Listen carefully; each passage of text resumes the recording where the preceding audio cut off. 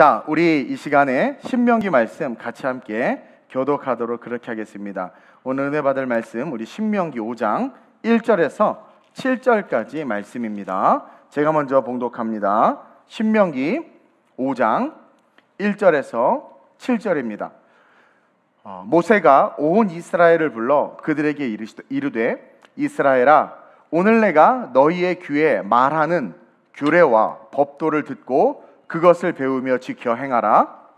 우리 하나님 여호와께서 호렙산에서 우리와 언약을 세우셨나니 이 언약은 여호와께서 우리 조상들과 세우신 것이 아니요 오늘 여기 살아있는 우리 곧 우리와 세우신 것이라.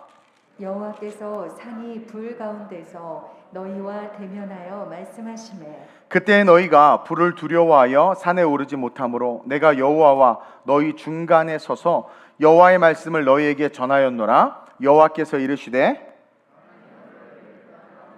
어떤 집에서 인도하여 낸 내 하나님 여호와라. 함께 나 외에는 다른 신들을 내게 두지 말지니라. 아멘. 그래서 오늘 7절 말씀에 있는 10계명 중에서 첫 번째 계명이죠. 다른 신을 내게 두지 말라라는 제목으로 은혜를 좀 나누려고 합니다. 어제 주말부터 시작해서 민족 대명절인 추석 연휴가 시작됐습니다. 근데 이 항상 추석이면 우리 크리스찬들이 부딪히는 문제가 성묘나 제사 등의 어떤 그런 문제라는 거죠. 그래서 가족 간 사실은 행복하고 맛있는 것도 먹고 교제하고 나눠야 되는데 때때로 종교가 다르다는 이유로 어려움과 갈등을 겪기도 하고, 또 우리 크리스찬들 옆 사람 잠깐 볼까요? 아무 감각도 없이 크리스찬임에도 불구하고 제사를 드리기도 합니다. 저항하지도 못하고. 그래서 오늘은 제가 한 번도 하지 않은 아주 중요하고 본질적인 진리에 대해서 성령님이 깨닫게 해주신 게 있는데 그 깨닫게 하신 말씀에 대해서 은혜를 좀 나누려고 해요. 자, 한번 생각해 봅시다. 왜 하나님께서는 수많은 사람들 중에서 아브람이라는 그 한 사람을 택해서 민족, 하나님의 민족 이스라엘의 조상으로 세우셨을까요? 많은 사람이 있었는데 그때나 지금이나 인구는 많았어요. 많은 사람 중에 왜 하필 하나님은 아브라함을 택했을까? 창세기 12장 1절에서 2절을 한번 보겠습니다. 이스라엘 민족의 시작이 기록된 말씀이에요. 시작.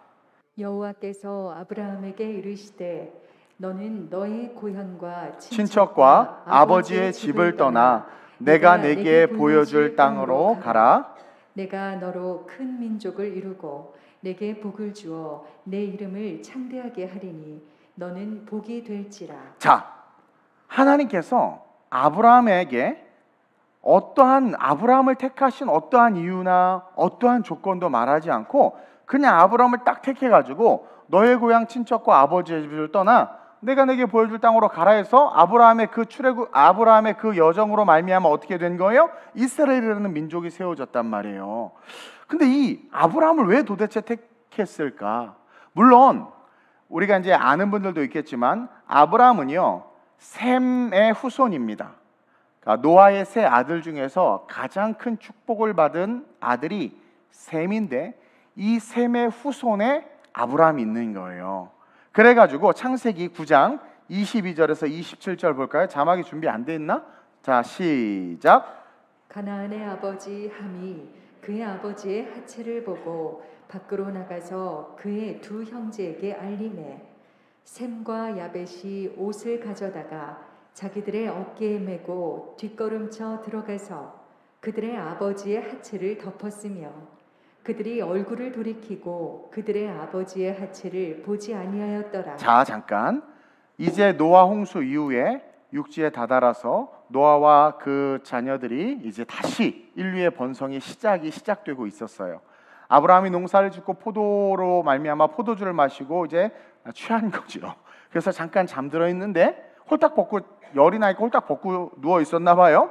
근데 그 아들 중에서 가나안의 아비라고 말하는, 그렇죠? 함이라는 이 아들 녀석이 아버지가 홀딱 벗은 걸 보고 놀린 거죠. 야, 그 셈과 야벳 와서 봐봐. 아버지가 그냥 홀딱 벗고 주무시고 계셔.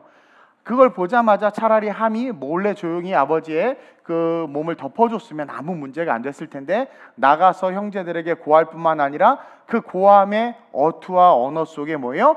아빠에 대한 어떤 부모에 대한 약간 조롱과 놀림이 있었던 거죠. 그 얘기를 듣고 함과 야벳은 들어가서 바로 그냥 그 아버지의 수치를 덮어주죠. 계속 한번 읽어볼까요? 시작. 노아가 술이 깨어 그의 작은 아들이 자기에게 행한 일을 알고 이에 이르되 가나안은 저주를 받아 그의 형제의 종들의 종이 되기를 원하노라 하고, 또 이르되 셈의 하나님 여호와를 찬송하리로다. 가나안은 셈의 종이 되고 하나님이 야벳을 창대하게 하사 셈의 장막에 거하게 하시고 가나안은 그의 종이 되게 하시기를 원하노라 하였더라. 아멘. 그래서 여기서 민족이 갈라지고 아시아와 유럽과 뭐 이렇게 나눠졌다라는 뭐 신학적인 많은 이야기들이 있지만, 거기에 집중하는 것이 아니라 셈과 야벳이 복을 받았는데, 셈에게 하나님이 뭐라고 말씀하셨냐면 셈의 하나님 여호와를 찬송하리로다. 이 말은 뭐냐면, 해석하면 셈의 후손을 통해서 하나님께서 영광을 받으시리라, 예언의 말씀이에요. 즉 그 노아의 세 아들로 말미암아 인류가 다시 시작됐는데, 하나님은 셈에게 축복하셔서 셈의 아들들 중에, 셈의 후손들 중에서 하나님께서 영광을 취하실 것이다, 영광을 받으실 것이다. 다시 말하면 셈의 후손을 잘 되게 하시겠다라는 것이고, 함의 후손, 함의 아들인 가나안과 그 가나안의 후손들은 다 노예가 될 거라고 그렇게 이야기한 거예요. 그래가지고 그 셈의 후손 중에 누가 있었느냐? 아브라함이 있었어요. 그러니까 셈의 후손이었기 때문에 아브라함을 택했을 거야 라는 생각을 할 수도 있어요. 그러면 우리는 좀 서러울 것 같아. 아니 뭐 이렇게 좀 부모 잘 만나면 복 받고 못 만나면 복 못 받나? 근데 재밌는 건 그 셈의 후손 중에 수많은 후손들이 있는데 아브라함을 택한 거예요. 이해할 수 없는 건 당시 아브라함은 그 아버지 데라와 함께 우상을 섬겼던 사람이라는 거예요. 이게 충격이에요. 그리고 우리가 흔히 알죠, 우상을 조각해서 팔았다. 사실 성경에는 아브라함이 우상을 조각해서 팔았다라는 말씀이 없어요.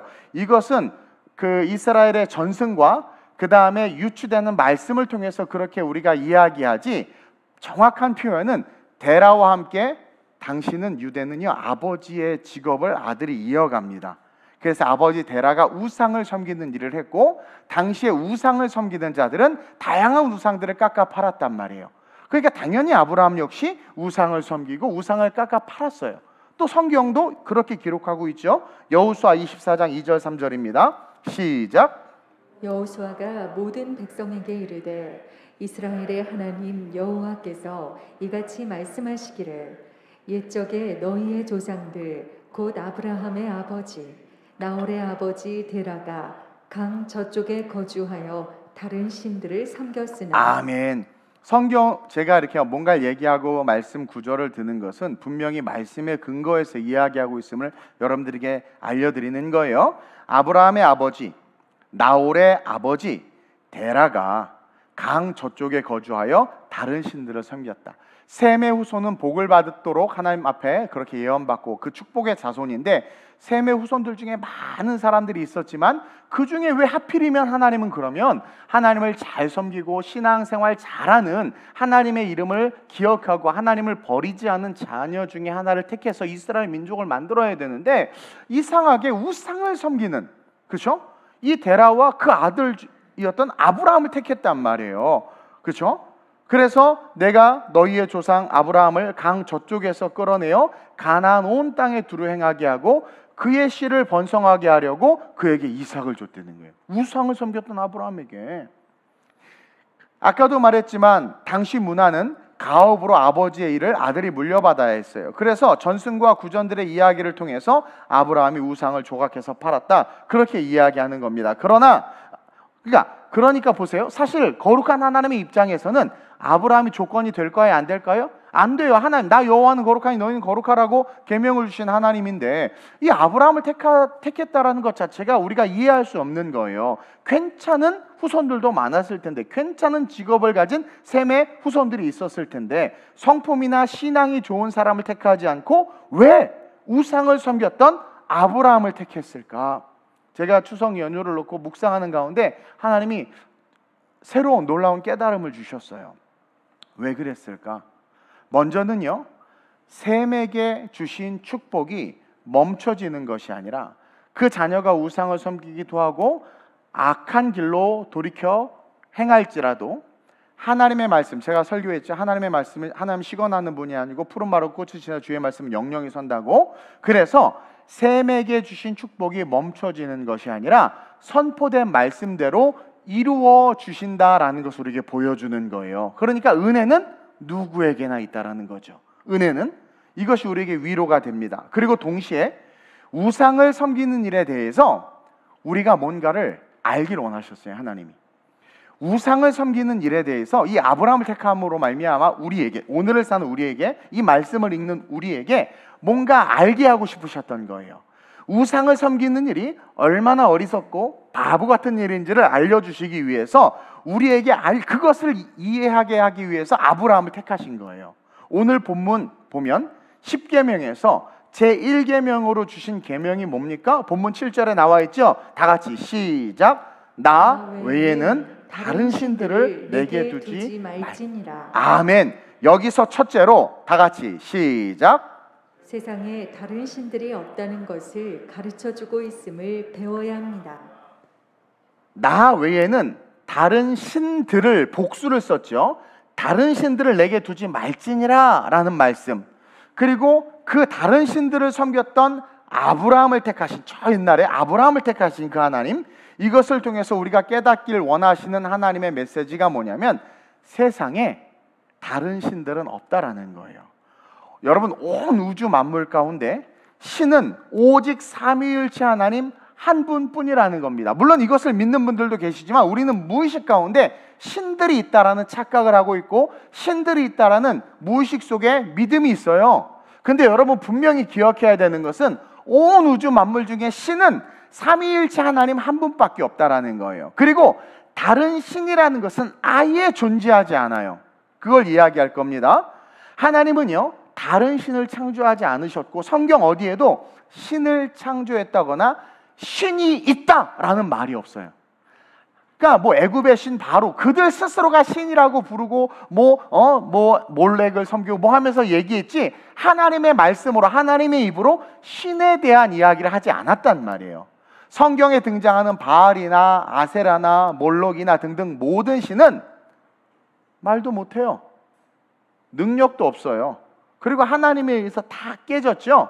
즉 다른 신은 아예 없다. 아주 중요한 내용을 배우는데 신은 오직 한 분 삼위일체 하나님 뿐이며 그 하나님이 만든 천사들 중에서 루시엘이 타락해서 성경의 글을 가리켜 사탄, 옅뱀이라고 마귀라고 그러죠. 이건 여러 번 설교했어요. 제가 칭해서 그가 타락한 천사다라고 우리에게 가르쳐 주시고, 그 타락한 루시퍼를 따르는 천사들 따랐던 천사들도 같이 루시퍼와 함께 타락해서 이 땅에 떨어져서 그들이 뭐예요? 귀신이라는 이름으로 이 땅에서 역사하고 있다라는 거예요. 그러니까 신은 없어요. 요한계시록 12장 7절에서 9절입니다. 시작. 하늘에 전쟁이 있으니 미가엘과 그의 사자들이 용과 더불어 싸울세.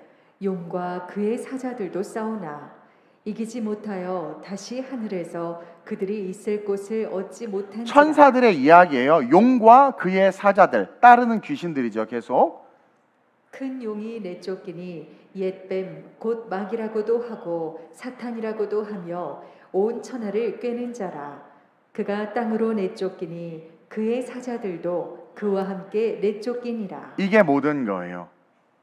하나님 한 분만 계시고 이 땅에서 신이라 불리우고 인간들이 섬기는 모든 것들은 사실은 이 옅뱀, 사탄, 마귀, 이 사탄과 그를 따르는 귀신들, 그들의 역사라는 거죠. 유다서 1장 6절도 보면 시작. 또 자기 지위를 지키지 아니하고 자기 처소를 떠난 천사들을 큰 날의 심판까지 영원한 결박으로 흑암에 가두셨으며. 자기 처소를 떠난 천사들에 대해서 분명히 이야기하고 있어요. 이들이 귀신이라는 거예요. 그래서 이 땅에 떨어진 천사장이었던 루시퍼와 그를 따르는 천사들이 귀신이 돼서 또 마귀가 역사함으로 말미암아 사람들을 두렵게 하고 사람들이 하나님을 섬기거나 바라보지 못하게 하기 위해서 하나님 흉내를 내면서 신처럼 인간에게 나타나 그렇게 보여지면서 우상들이 생긴 겁니다. 그래서 인간으로 하여금 다른 신들이 있다고 믿게 하면서 인간이 그 신들을 섬김으로 말미암아 하나님을 대적하게 만드는 거예요. 아담과 하와를 하나님을 대적하게 만들기 위해서 유혹했죠. 아주 화려한 모습으로 마귀가 나타나가지고 뱀을 통해, 뱀이라고 이야기하지만 화려한 모습으로 나타나가지고 유혹해서 하나님을 대적하게 하고, 그 이후 인류가 쭉 흘러오면서 계속해서 다양한 어떤 역사를 보여주고 막 사람들을 두렵게 해서 사람들이 그들을 섬기게, 토테미즘, 샤머니즘부터 시작해서 그들을 섬기게 함으로 말미암아 하나님을 대적하게 하는 거예요. 끊임없이 대적하게 하는 거예요. 왜 이스라엘 민족이 처음 생겨지는 이 시점에서 하나님이 첫 법을 주시는데 나 외에 다른 신들을 섬기지 말라고 했냐라는 거예요.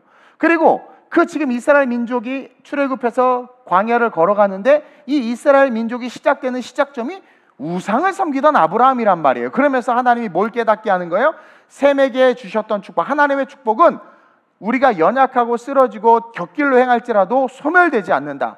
동시에 우상을 섬기는 아브라함을 통해서 우상을 섬기는 것이 얼마나 어리석은가. 너희들은 우상이 아니라 다른 신들은 없다. 하나님을 섬기는 것이 우리가 존재하고 살아가야 될 분명한 이유다라는 것을 가르쳐주는 거예요. 여러분 한번 가만히 생각해 봅시다.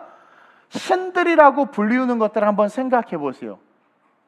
그게 신입니까? 힌두교에 보면, 인도의 힌두교에 보면 지혜의 신이라고 불리는 가네샤가 나오는데 이 가네샤가 뭔 줄 아세요? 코끼리예요. 코끼리. 빨리도 오늘은 띄워주네. 여기는 왜 안 나와? 코끼리. 여러분 이게 인간이 깎아서 만들어서 가네샤라고 하면서 인도에서 섬겨요. 지혜의 신이래. 코가 지혜를 주나? 근데 이 앞에서 수많은 사람들이 곡식을 갖다, 재물을 갖다 바치면서 섬긴단 말이에요. 또 신통력이 있고 능력이 있는 신이라고 불리우는 신이 있는데 하누만이라는 신인데, 하누만 그게 누구냐면 원숭이란 말이에요. 원숭이. 아니 내가 말할 때 사진을 띄워야 되는데 먼저 띄우고 그래가지고 사진 한번 봅시다. 띄웠으니까. 사실은 이 사진들을 보여주기 싫었는데 더럽고 기분이 나빠서 안 보여줄까 하다가 임팩트하게 이 말씀이 여러분들에게 심겨지고 추석 때 여러분들이 그것을 잘 또 아는 분들에게 전했으면 하는 마음에서 보여드리는 거예요. 아까 첫 번째, 이게 그 가네샤라는 코끼리 신, 이게 정말 많은 인도 사람들이 섬기고 있는 지혜의 신이고, 그리고 둘째로 우리가 구약의 애굽의 아스타롯이라고 불리우는, 그러니까 쉽게 말하면 아세라 신상을 부셔버렸잖아요, 종교개혁할 때. 근데 이 아세라 신이 바로 저렇게 생긴 신이에요. 인간의 모양에 뭐 여러 가지 막 날개도 달리고 풍요의 신이라고 불리우는 신. 인간이 깎아 만든 조각상 거기다 절하고 있는 거예요. 그리고 진짜 막 섬겼을 때 기적도 일어나긴 했어. 귀신도 그런 역사를 낼 수 있으니까. 또 이집트에 보면 바스테트라는 축복의 신이 있어요. 축복의 신. 그게 뭔지 아세요? 이 고양이. 그래서 이집트에 보면 저 검은 고양이를 막 데리고 다니고 막 세워놓죠. 왜? 저게 축복이에요. 축복을 주는 신이라는 거야. 어리석지 않아요? 그러면서 거기에 뭔가 영험한 게 깃들어 있는 것 같고 막 축복을 줄 것 같으니까 막 그 검은 고양이를 섬겨. 또 너무 유명한 불교, 우리 석가모니 형님 보세요. 아니 그냥 저렇게 만들어 저 앞에 절을 하고 막 섬긴단 말이에요. 그 다음에 이 사람을 섬기게끔 제사 같은 거예요. 제사 같은 건데 이 사람을 섬기게끔 하는 게 이제 중국 유교와 도교로부터 많이 파송됐는데, 이게 누구냐면 관우예요. 관우. 많은 중국 사람들이 이 관우를 섬기는데, 이 관우를 섬기는 이유가 뭐냐면 재물신이라고 여기는 거예요. 관우를 재물신. 이제 인간 숭배 사상으로 이어지죠. 과거에는 돌을 섬기고 우상을 깎아 팔고 막 그러다가 이제 점점 후대로 오면서 사람을 섬기기 시작하는 거예요. 또 아까 우리 원숭이 봤죠? 인도에 보면 하누만. 이 원숭이 신통력이 있다고. 손오공 때문에 그런가? 뭐 하여튼 신통력이 있다고 하면 저 귀신같이 생긴 저 원숭이 앞에 사람이 막 절하고 막 그리고 또 인도에 보면 아주 유명한 신이죠. 시바신이라고, 아주 무서운 신, 전쟁의 신. 저렇게 공포감을 주고 사람들이 저 앞에서 저렇게 섬기는 거야. 그리고 애굽의 바알신, 바알과 아세라는 풍요의 신이죠. 그 바알 신이 뭐 여러 모양으로 나타났는데 결론은 소예요. 황소. 그래서 월스트리트에 있는 그 황소도 바알 신을 숭배하는 사상이 월스트리트, 월가에 내재되어 있는 거예요. 왜? 풍요의 신이기 때문에. 그리고 그 인간 숭배, 인간을 섬기는 신의 그 결정이 뭐냐면 이 힌두교에 나오는데 네팔에 이 쿠마리라고 어려서부터 여자 하나를 택해가지고 저는 이제 가서 봤어요. 옛날에 네팔에 가서 여자를 택해서 신이라고 칭하는 거야. 그리고 사람들이 막 섬겨요. 이게 말이 되냔 말이에요. 빨리 지워버려요. 빨리 닫아버려요. 기분 나빠. 예. 여러분 그 외에 너무 많아요. 너무 많은데 여러분 이게 신입니까? 모든 종교들과 그들의 신이라 불리는 것들이 다 루시퍼인 사탄과 그 졸개들인 귀신들이 인간을 현혹시키면서 하나님을 바라보지 못하게 하고 때로는 두려움을 느끼게 하면서 자기들을 섬기게 하는 거예요. 자기들. 그리고 그 자기들을 섬기게 하면서 인간을 그것을 빗대어서 인간, 조상을 잘 섬겨야 된다라는 것으로 그렇게 틀면서 우리로 하여금 죽은 자들 그리고 그들을 위해서 음식을 베푸고 이게 말이 안 되는 거거든요. 먹지도 못하는 걸 어떻게 앞에다 갖다 놓고 먹으라고 하냔 말이에요. 비과학적이고 비이성적인. 끝나면 지들이 다 먹잖아요. 그렇죠? 그렇게 하면서 마귀들이 우리를 조롱하고 하나님을 대적하게 하는 거예요. 왜냐하면 첫 번째 계명을 마귀도 알아요. 나 이외에 다른 신들을 섬기지 말라. 그게 1계명인 걸 마귀가 알고 이 1계명만 깨버리면 다 지옥 가는 거죠. 그러니까 그 1계명을 깨기 위해서 이 역사를 일으키고 있는 거예요. 온 우주 만물의 신은 오직 삼위일체 하나님 한 분밖에 안 계십니다, 여러분. 그래서 우상을 섬기던 가문인 데라와 아브라함을 택하여 그것이 얼마나 어리석고 바보 같은 짓인지를 우리에게 알게 하고 동시에 셈에게 주신 축복을 이루어 주시기 위해서 저와 여러분들의 삶이 참신, 한 분밖에 안 계시는 참신이신 하나님만 바라봐야 함을 가르쳐주고 그것을 향해서 우리의 삶의 방향을 틀어서 아브라함처럼 나오라는 거예요. 본토 친척 아비 집을 떠나라는 것은 너 셈의 후손인데 너 하나님의 축복을 받은 가문인데 하나님의 사람인데 왜 우상을 섬기고 있느냐? 본토 친척 아비 집 데라와 그 아버지 우상을 따르던 거기서 본토 친척 아비 집에서 나와 내가 내게 지시할 땅 참신 하나님을 온전히 하나님으로 바라보고 셈에게 약속된 그 축복, 내가 너를 구원하기로 하는 그 축복을 받는 삶으로 본토 친척 아집을 떠나 내가 내게 지시할 땅으로 가라 말씀하신 거라는 거죠. 이게 아브라함을 택한 이유예요. 얼마나 은혜입니까? 우리로 하여금 깨닫게 하기 위해서. 그리고 이스라엘 백성들에게 이 오늘 본문의 법을 주시는 거죠. 다시 한번 읽어볼까요? 7절 시작. 나 외에는 다른 신들을 내게 두지 말라. 신들, 복수죠. 복수. 신이 여럿이 있다라는 거야. 이것은 다른 말로 말하면 신이 아니라는 뜻도 돼요. 앞으로 인간들이 섬기게 될 수많은 귀신들을 이야기하는 거예요. 왜? 귀신들 엄청나게 많으니까. 천사들 3분의 1이 타락했잖아요. 그러니까 나 외에 다른 신들이라고 말하면서 속이는 그 귀신들을 섬기지 말고 신은 오직 한 분 하나님밖에 없으니까 그 하나님만을 섬기는 것이 법의 첫 번째요 우리의 살 길이요 축복이라는 것을 가르쳐주고 있다는 거죠. 그래서 오늘 본문 2절 3절이 중요한데 한번 볼까요? 오늘 본문 2절 3절 시작. 우리 하나님 여호와께서 호렙산에서 우리와 언약을 세우셨나니 이 언약은 여호와께서 우리 조상들과 세우신 것이 아니요 오늘 여기 살아있는 우리 곧 우리와 세우신 것이라. 너무 중요한 말씀. 하나님의 법은 여러분 하나님의 법은 과거가 아닌 미래를 위해서 우리가 살아가야 할 삶의 분명한 방향으로 주신 거라는 거죠. 이 언약은 여호와께서 우리 조상들과 세운 게 아니라는 거예요. 모세가 그렇게 말하는 거예요. 우리 조상들과 세운 이 법, 10계명을 말하는 거예요. 얘들아, 이 10계명은 우리 조상들, 아브라함의 이전에 어떤 조상들을 위해서 세운 것이 아니라 아브라함 이후 만들어진 이스라엘 백성, 우리를 위해서 세운 거다. 그래서 오늘 여기 시내산에 서 있잖아요. 시내산에 서 있는데 어디로 가야 돼요? 가나안 땅으로 가야 돼요. 이전 것은 의미가 없어요. 보라, 이전 것은 지나갔으니 새 것이 되었다. 우리 크리스천들에게 과거는 없는 거예요. 하나님의 법은 항상 오늘 여기 살아있는 우리, 곧 우리와 세우신 것이라. 그래서 이 법은 오늘도 유효하며 지금 이 순간으로부터 천국에 이를 때까지 우리가 분명히 붙잡아야 될 프린시플, 넘버 원 프린시플, 원칙이라는 거죠. 하나님의 법은 과거가 아닌 미래를 위해서 우리가 살아가야 할 삶의 분명한 방향으로 주신 것이며, 그 방향의 첫 번째가 바로 다른 신들은 없다. 오늘 이 자리, 이 시내산에서 이곳에서 가나안으로 가는데 그곳에 있어서 다른 신들은 없다. 마귀가 끊임없이 신이라는 이름으로 우리를 유혹하고 우리를 이끌어가지만 다른 신들은 없다라는 것을 분명히 기억하라는 거예요. 그리고 그 하나님을 바라봄으로 말미암아 가나안 땅, 하나님을 바라봄으로 말미암아 셈에게 주신 축복, 하나님을 바라봄으로 말미암아 영원한 천국에 이르는 삶이 되라는 거죠. 1계명 깨지면 다 깨지는 거예요.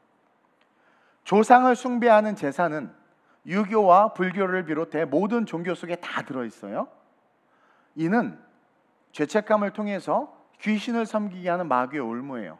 우리는 원죄가 있기 때문에 미안하지만 부모에게 잘못해요. 사랑도 내리사랑인 것처럼. 그리고 부모가 죽었을 때 그런 죄책감들, 우리의 원죄로 말미암아 죄책감으로 말미암아 마귀가 그 제대로 섬기지 못한 엄마에 대한 미안함, 부모에 대한 미안함, 그런 것들을 자극해서 죽은 그들을 섬기게 만든단 말이에요. 그렇게 만든 거예요. 그게 마귀의 올무예요.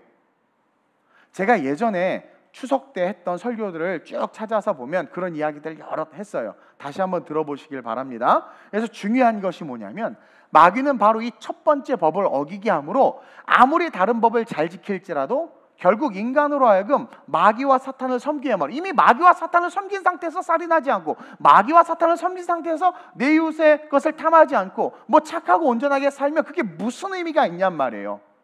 그래서 마귀가 우리를 조롱하는 거예요. 하나님을 대적하게 만들므로 말미암아 그 이후의 삶을 잘 살고 하나님을 대적하게 하면서 신앙생활하게 하는 거죠.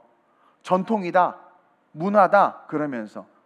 왜 하나님이 그렇게 1계명으로 신들을 섬기지 말라고 했고, 왜 우상을 섬긴다 아브라함을 끄집어내면서까지, 본토지책 아비집을 떠나면서까지 그렇게 강조하셨는지를 우리는 분명히 기억해야 된다라는 거예요. 신은 우리 하나님 한 분밖에 없음을 기억하고 모든 우상 숭배를 버리고 하나님을 찬양하면서 그 축복을 받는 삶이 되어야 돼요. 그래서 때때로 가족 간에 트러블이 생길 수도 있고 부딪힐 수 있어요. 안타깝지만. 그러면 그거는 다른 걸로 잘해. 봉투를 한 20개 넣어갖고 한 10만 원씩 해서 그럼 막 싸우다 갈 때 차비나 해. 근데 제사 안 드리는 거야. 막 난리가 났어. 막 부딪히고 싸우고 그래도 안 드리는 거야. 막 시어머니가 막 욕하고 안 드려. 그 어쨌든 그들끼리 제사 지낼 거 아니에요? 그리고 이제 집에 갈 때 돈 100만 원 넣어서 드려봐. 시어머니 걸려. 차라리 그렇게 해서라도 쟤네들은 도대체 뭔데 저렇게 제사도 안 지내고 저렇게 예수에 미쳐가지고 저럴까? 여러분, 이게 너무 중요한 거란 말이에요.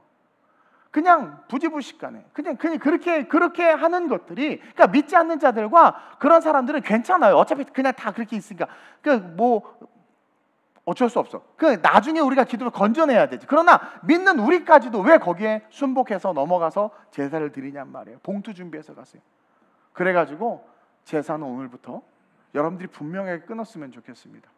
끊고 셈의 축복이, 만약에 아브라함이 그대로 있었으면 셈에게는 축복을 예언했지만 아브라함은 그 축복 못 받는 거예요. 근데 하나님은 그 셈의 후손들이 다 축복받기를 원하셔서 그 우상을 따르던 그들을 본토지체 아비집을 떠나게까지 하심으로 말미암아 복을 주시려고 그렇게 한 것을 기억하고, 그 떠나는 아픔이 있을지라도 끊어야 될 것은 반드시 끊는, 그리고 잘 몰라서 아직도 우상을 숭배하는 우리 부모님들 사랑해야 돼요. 섬겨야 돼요. 제사를 같이 드려주는 게 섬기는 게 아니라, 때로는 갈등이 있을지라도 그 갈등을 이겨내고 내가 먼저 지킬 것은 지키고 그 영혼을 긍휼히 여기고 불쌍히 여기면서 위에서 기도하고, 때를 얻을 때마다 전도하고, 추석 때 못 가보면 그냥 주중에라도 자꾸 가보면서 용돈 많이 드리면서 마음을 사고, 그러면서 어떻게 하는 거예요? 예수를 믿게끔 해야 되는 노력이 우리에게 있어야 된다. 그리고 둘째로 한번 읽어볼까요? 시작. 나 외에 다른 신들을 내게 두지 말라는 말씀은 다른 것을 사랑하지 말라는 말씀입니다. 이 은혜를 어제 하나님이 말씀 묵상하는데 저에게 주시면서 제가 너무나 놀라운 깨달음들을, 성경이 막 열리면서 너무나 많은 깨달음들을 받았어요. 그거 다 얘기하면 3박 4일이 걸리기 때문에 오늘은 중요한 것만 이야기할 건데, 나 외에 다른 신들을 내게 두지 말라 하신 말씀은요, 쉽게 말하면 신들 없죠? 신들 없어요. 그건 뭐예요?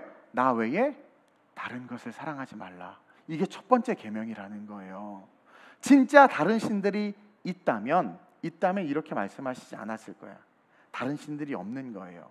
즉 다른 것을 사랑하지 말고, 사랑하는 그것이 타락하는 인간에게는 결국 신과 같이 되기 때문에, 사랑하는 그것이 인간에게는 신과 같이 돼요. 그래서 다른 것을 사랑하지 말라는 거예요. 다른 신들을 섬기지 말라는 것은.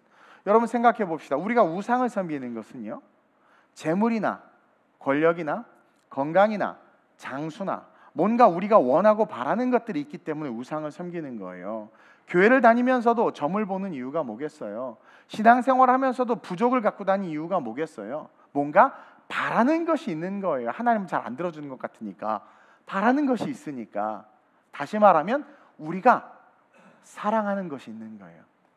돈을 사랑하니까 무당에게 가고, 점을 보고 부족을 사는 거예요. 돈을 사랑하니까. 권력을 사랑하니까 탑을 돌고 뭔가 쌀을 팔아주면서 공로를 쌓고 무당이 시키는 대로 하는 거예요. 우리가 뭔가를 사랑하는 그 사랑 자체가 우상이 되는 거예요. 믿지 않는 자매를 만난 믿는 형제가, 믿지 않는 자매가 오늘 교회 가지 말고 나랑 놀러 가자. 아니야, 나 교회 가야 돼. 그럼 헤어져. 놀러 가자.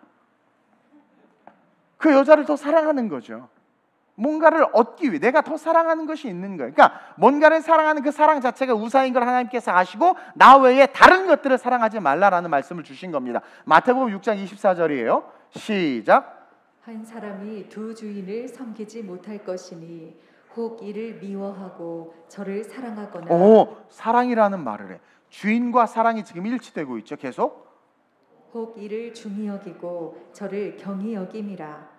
너희가 하나님과 재물을 겸하여 섬기지 못하느니라. 내가 이것을 더 사랑하기 때문에 그것을 더 소중히 여기고 하나님을 경히 여기게 된다는, 그러니까 뭔가 사랑하는 게 생기면 하나님을 경히 여기게 된다는 거죠. 이것이 우상이고 이것이 신들이 되는 거예요. 우리에게 포인트가 사랑입니다. 디모데전서 6장 9절에서 10절에 이렇게 말씀하고 있어요. 시작.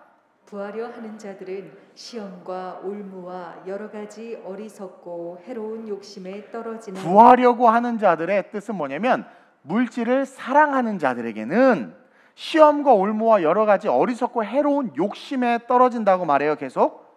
곧 사람으로 파멸과 멸망에 빠지게 하는 것이. 자, 그 다음에 왜 그런지 나오죠. 시작. 돈을 사랑함이 일만하게 뿌리가 거봐요. 되나니. 부하려 하는 자들은 뭐예요? 돈을 사랑하는 마음이 있다고 그 다음 절에서 가르쳐주고 있는 거예요. 돈을 사랑하는 마음. 그러니까 한번 계속 보세요. 일만하게 뿌리가 된다는. 시작. 이것을 탐내는 자들은 미혹을 받아. 그렇죠. 시험과 올무가 뭐예요? 성경에 미혹이라고 가르쳐주고 있죠. 미혹을 받는다는 것은 뭐예요? 제가 제 개인적인 주석을 달아놓는 거예요. 가끔 본문에 가로가 있는 건 그건 제 주석이에요. 시작. 마귀의 유혹, 우상 숭배, 미혹을 받는 거예요. 그러니까 그 미혹을 받아가지고 돈을 사랑하기 때문에 어떻게 되는 거예요? 그 사랑 때문에 신앙생활하지만 점도 보고 부족도 사고 하는 거라는 거죠. 그래서 미혹을 받아 믿음에서 떠나. 믿음에서 떠나는 게 뭐예요? 돈을 사랑하니까 믿음에서 떠나네. 많은 근심으로 자기를 찔렀도다. 결국은 돈을 사랑해서 믿음에서 떠난 그들의 삶은 계속해서 근심과 염려와 걱정에 휘둘릴 수밖에 없다. 그러니까 하나님은 그 우상 숭배한 우리를 끄집어내고 싶고, 하나님은 샘에게 주신 축복을 우리에게도 흘려보내게 하기 위해서, 오늘 이 시점으로 말미암아 미래로 걸어가는 삶이 복이 되게 하기 위해서 뭐라고 말씀하시는 거예요? 나 외에 다른 거 사랑하지 마라. 다른 거 사랑하지 마라. 집도 땅도 화천대유도 사랑하지 마라.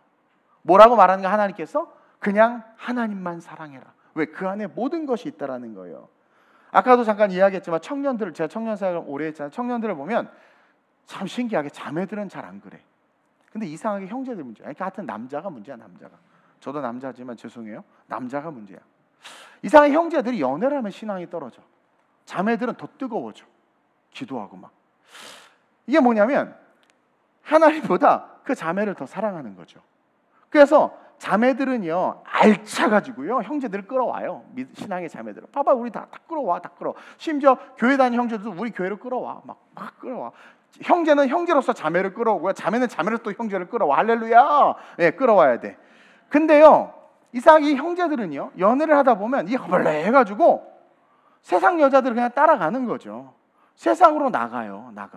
그러니까 믿는 형제가 믿지 않는 자매를 만나면 거의 80% 90% 세상으로 나가. 근데 믿는 자매가 믿지 않는 형제 만나면 혼자 와서 계속 예배 드리든가 권사님까지 혼자 있든가 남편을 데리고 와. 근데 형제는 같이 나가버려, 떠나버려. 이게 참 신기해. 더 사랑하는 거죠. 여러분 애굽 역사 한번 볼까요? 애굽에서도요 가나안 땅에서도요 이스라엘 백성들이 이방 여인과 결혼해서 이스라엘이 타락했는데 이방 남자들과 결혼한 이스라엘 여자들은 거의 없어요. 다 이스라엘 남자들이 이방 여인들을 취해서 하나님의 명령을 어기고 타락한 거지.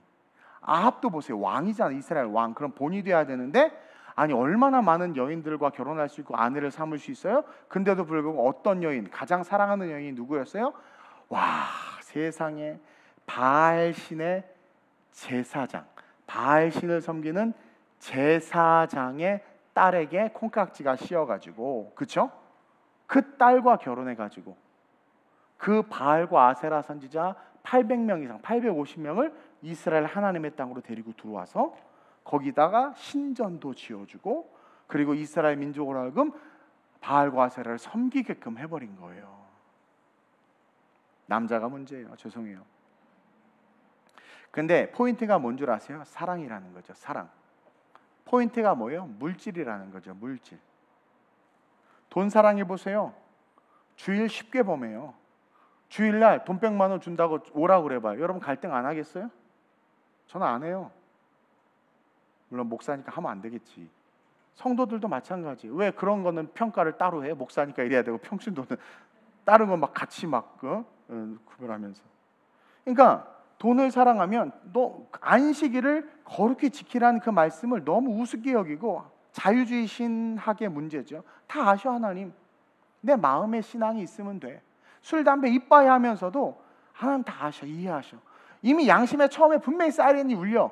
하나님은 결코 그 영혼이 망하는 걸 두고 보지 않아요. 그리고 귀신의 역사가 있다는 걸 알기 때문에 계속 술, 담배에 취하고 인이 박히면 귀신이 역사하는 걸 알기 때문에 하나님이 야, 사이렌을 울려줘요. 알아요. 벌써 삐삐삐 울리는데 여러분들 어떻게 돼요? 꺼버리는 거야. 소방 사이렌 시끄러우니까 오작동하니까 쿠팡도 그거 꺼놔가지고 큰 사건 일어나는 거 아니에요. 그걸 꺼놓으니까 결국 큰 사건 일어나는 거예요. 돈을 사랑하니까 주일 예배 팍 버려버리고, 해변이 부른다고 팍 버려버리고, 아 목사님 오늘은 동해 바다 가서 예배 드릴게요. 안 드리는 것보단 낫지. 안 드리는 것보단 낫지. 나 그래서 오늘 추석 연휴 때 여기 텅 비면 어떡하나 내심 어젯밤에 고민하면서 눈물로 기도했어요. 근데 역시 우리 하나님 신실하셔.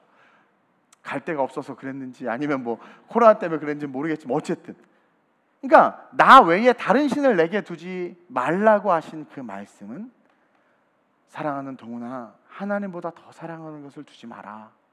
사랑하는 주영아, 하나님보다 더 사랑하는 것을 두지 말라. 그렇게 이야기하는 거예요. 그것으로 말미암아 하나님과 멀어질 수 있기 때문에, 하나님의 축복과 멀어질 수 있기 때문에. 아브라함이 하나님의 축복과 멀어져서 우상숭배에서 계속 힘들어져 가지고 어떻게 하게 끄집어낸 거예요. 하나님과 멀어지면 복을 받지 못하니까. 천국과 멀어지기 때문에. 그래서 오직 하나님만 사랑하라고 말씀하시는 거예요.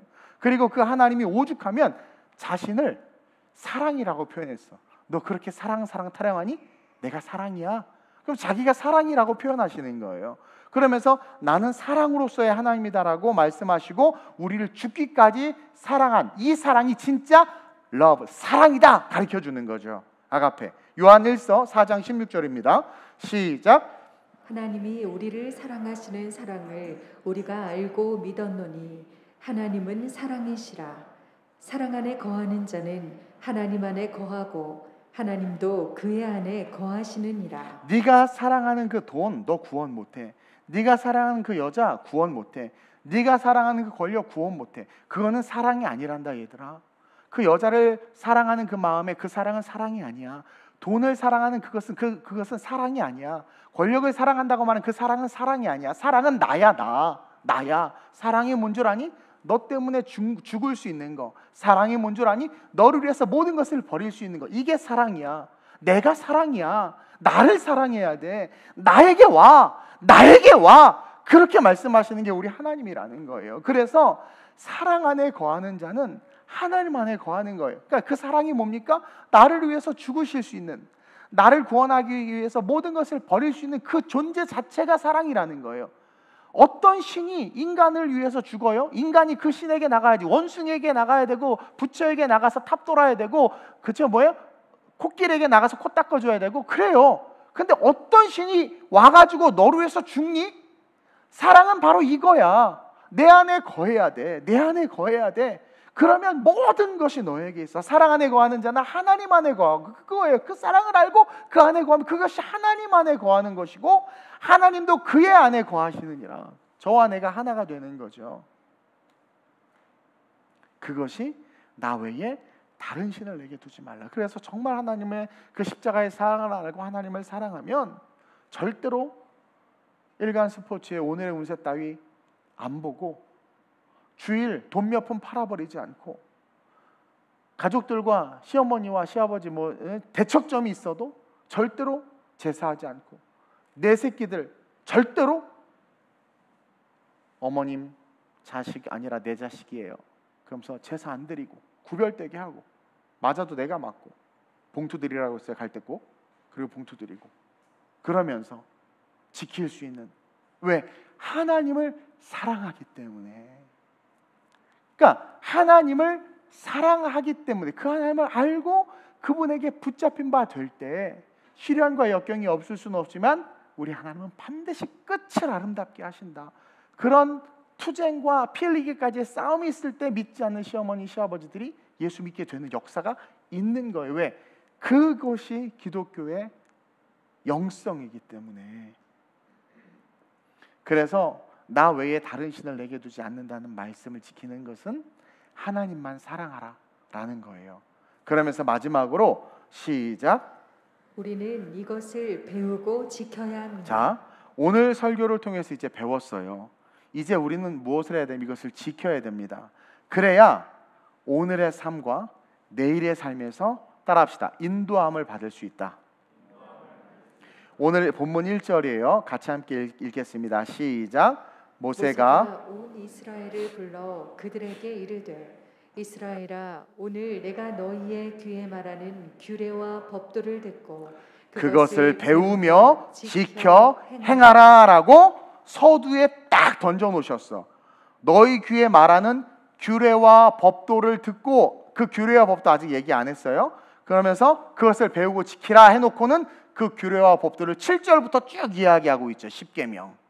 즉 그 규례와 법도를 듣고 그것을 배우며 지켜 행하라. 그러면서 6절에 뭐라고 이야기했어요? 결론으로 시작. 나는 너를 애굽 땅 종되었던 집에서 인도하여 낸 내 하나님 여호와라. 이 규례와 법도를 듣고 그것을 배우며 지켜 행하면 어떻게 된다? 바로 종되었던 집에서 인도하여 낸 내 하나님 여호와를 만나게 된다.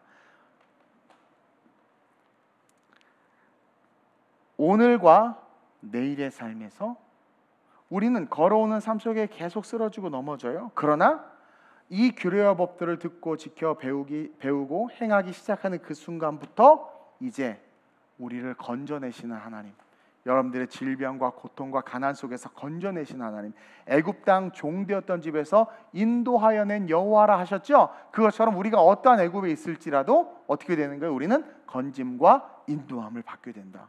이 축복이라는 거죠. 이스라엘이 이 규례와 법도를 받았잖아요. 그리고 가나안에 들어갔잖아요. 근데 왜 망했어요?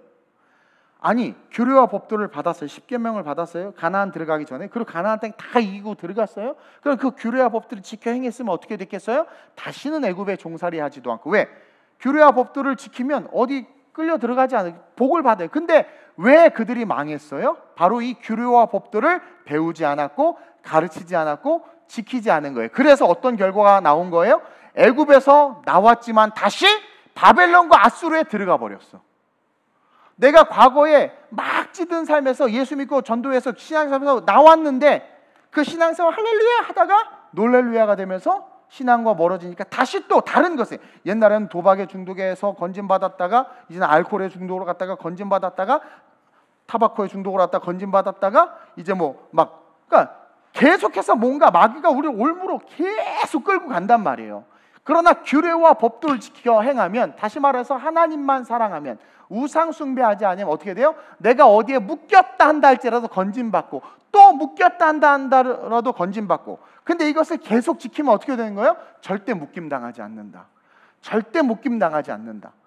그 규례와 법도를 배우고 지켜 행하면 내가 너를 애굽 땅 종되었던 집에서 건져냈지. 그러니까 너는 다시는 건져낼 일이 없는 완전한 하나님의 축복 속에 거하게 된다라는 거예요. 오늘날 많은 성도들이 예수 믿고 은혜 받고 잘 살다가 다시 힘들어지는 거야. 무너지는 거예요. 쓰러지는 거예요. 그리고 다시 일어날 수 있음에도 못 일어나는 거예요. 왜? 규례와 법도를 지키지 않아서 그런 거란 말이에요.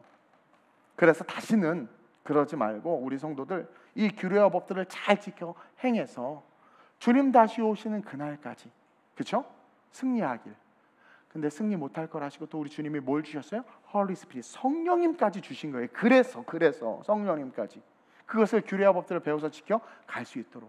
그래서 주님 다시 오시는 그날까지 오늘 배운 것 잊지 않고 이거 말씀 붙잡고 천국 가는 백성이 되길 원하는 거예요. 그래서 여러분, 하나님을 사랑하는 것이 모든 것이에요. 그래서 우리는 이 추석 연휴 기간 우리의 신앙을 돌아보면서 정말 내가 하나님만 사랑하는가, 정말 내가 하나님을 사랑하는지를 한번 점검하고 그 하나님을 사랑할 수 있게 하더라고요. 그리고 우상 숭배하는 그 모든 것들이 얼마나 헛된 것인지. 다른 신은 없어요. 여러분, 신은 없어. 하나님 외에는 없어요. 그것을 기억하고 귀신 섬겼던 거, 마귀 섬겼던 거 회개하고 거룩하게 일어나는 저와 여러분들이 됐으면 좋겠습니다. 10계명의 1계명은 바로 다른 것을 사랑하지 말고 하나님만을 사랑하라는 것임을 기억하고, 그것을 사랑할 때 그 순간, 그 오늘, 그 사랑을 시작한 오늘과 내일의 삶에 하나님의 인도하심과 축복을 받는다. 그런 아름다운 우리 교회 모든 성도들이 됐으면 좋겠습니다. 이 시간 한번 기도했으면 좋겠는데요. 자, 신은 오직 한 분 하나님뿐이라고 그랬어요. 그 하나님이 뭘 우리에게 요구하셨어요? 다른 신들을 섬기지 말라고 그랬어요. 다시 말하면 하나님만 사랑하라고 그랬어요. 하나님만 사랑하게 해달라고 기도합시다. 그래서 그 기도로 말미암아 오늘 이 순간, 이제 오늘로부터 시작해서 내일의 삶에 하나님의 인도함을 받는 내가 될 수 있게 해달라고. 여러분, 세상이 얼마나 빠르게 변하고 있고 예측할 수 없는 일들이 일어나잖아요. 그러한 상황에서 하나님의 인도함을 받는다는 것은 완전한 축복이거든요. 하나님, 오늘로부터 시작해서 내가 우상 숭배 다 내려놓습니다. 그리고 하나님의 인도함을 받기를 원합니다. 그렇게 기도하면서 동시에 이 추석 명절 모든 가정과 가문에 흐르는 어둠의 영들이 떠나갈 수 있게 해달라고. 내 가정과 내 가문에 흐르는, 믿는 내가 본이 되어서 이 추석 명절 연휴 동안 하나님을 전할 수 있게 해달라고.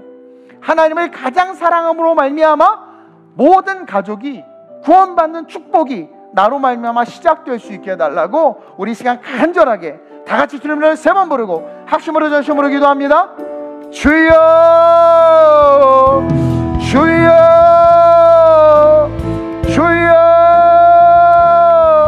좋으신 아버지 하나님 감사합니다. 추석 명절을 맞이하여 오늘 귀한 말씀을 통해서 우리로 하여금 깨닫게 하시고 우리로 하여금 이 명절을 어떻게 보내야 하며 이 명절 가운데 누구를 바라봐야 되는지를 알게 하시니 감사합니다. 하나님, 점점 어두워진 이 세상 자꾸 다른 것을 의지하게 만듭니다.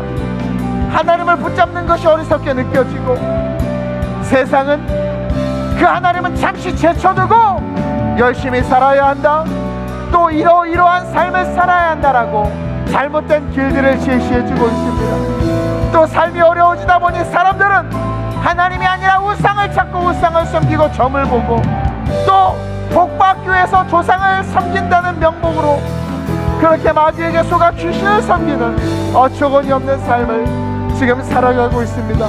이 마지막 때 이 하나님 주신 이 말씀을 분명히 붙잡아서 우리 모든 성도들 오늘로부터 여호와 하나님의 인도함을 받는, 여호와 하나님의 건지심의 축복을 받는 그런 성도들 될 수 있도록 주님 붙잡아 주시고 이 연휴 기간 동안 믿지 않는 가족들을 위해서 마귀에게 묶여있고 중독에 묶여있고 어둠에 묶여있는 그 자녀들을 위해서, 가족들을 위해서 기도하는 우리 성도들 되게 하시고, 아브라함이 조카 롯을 위해서 간절히 기도함과 같이 우리 성도들 이 연휴 기간 가족들을 위해서 간절하게 기도하는 기도의 영성을 가진 성도들 될 수 있도록 주님 붙잡아 주옵소서. 그러므로 말미암아 우리 성도들의 가정에 있는 어둠의 진들과 우상 숭배의 진들과 악한 진들이 파하여지고 하나님을 찬양하고 하나님을 섬기며 하나님을 높이는 역사가 가정 가운데, 가문 가운데 일어날 수 있도록 주님이 이끄시고 인도하여 주시옵소서.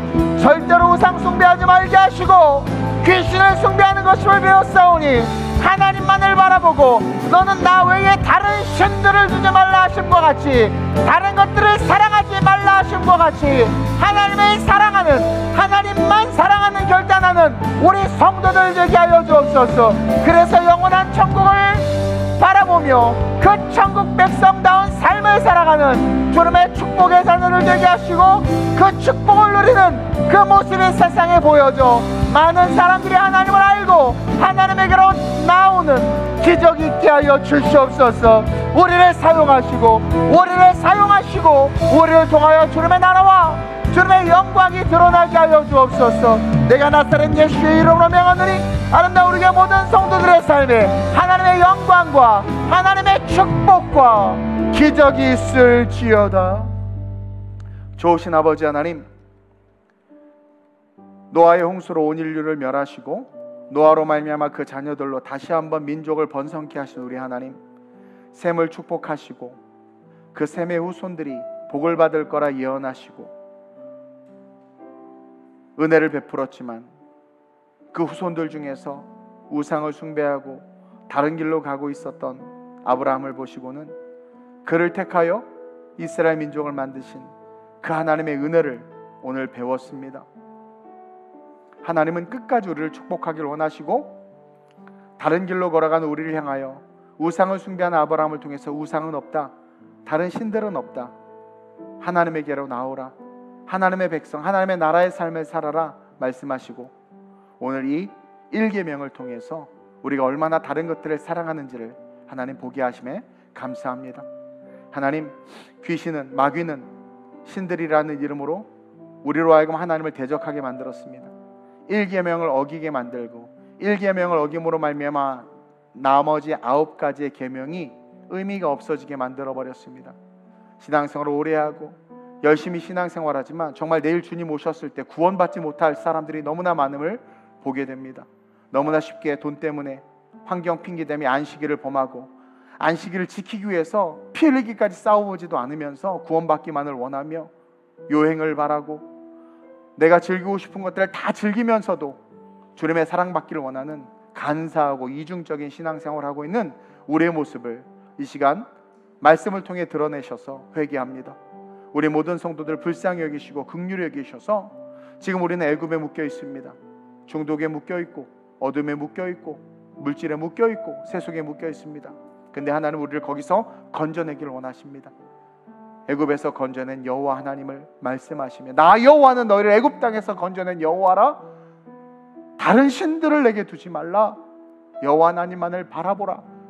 이 계명은 이전 너희의 조상을 위해서 준 것이 아니라 오늘 이 자리에 있는 우리에게 가나안 땅 영원한 천국을 향하여 갈 수 있도록 주신 계명이라 말씀하시며 지금 이 시간 우리에게 레마의 말씀으로 오늘 우리에게 임하신 하나님의 음성으로 이 말씀 주셨사오니 가슴에 꼭 새기고 귀신 따위 숭배하지 않게 하시며 귀신을 몰라서 숭배하는 가족들이 있다면 일단 우리가 구별되게 하시고 우리 자녀들 우상 숭배하지 않도록 지키게 하시고 그리고 무엇보다도 우상을 숭배하는 아직 몰라서 그렇게 귀신의 종노릇하고 있는 연약한 가족들을 향하여 이 연휴 기간 무릎 꿇고 기도하고 묶여있는 그들에게 무릎 꿇고 기도해서 아브라함이 조카 롯을 위해서 기도함으로 말미암아 가까스로 건짐을 받았던 것처럼, 그러나 끝까지 돌이키지 않아 소금 기둥이 됐지만 또 범죄했지만 우리의 가족들은 그러지 않을 것을 믿고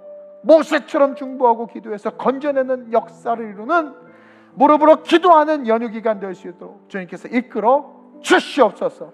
그리고 오늘 이 시간 이후로부터 이 1계명을 가슴에 새기고 삶을 진지하게 살아가는 진짜 신앙인들 되게 하여 주시옵소서.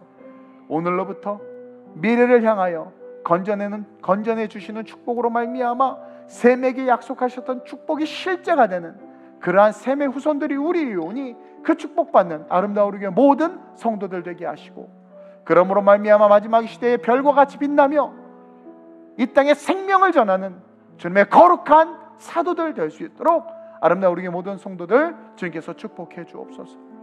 각 가정마다 주의 은총과 은혜와 평강이 있게 하시기를 간절히 구하오며 좋으신 예수님의 이름으로 감사하며 축복하며 기도드립니다. 아멘. 아멘.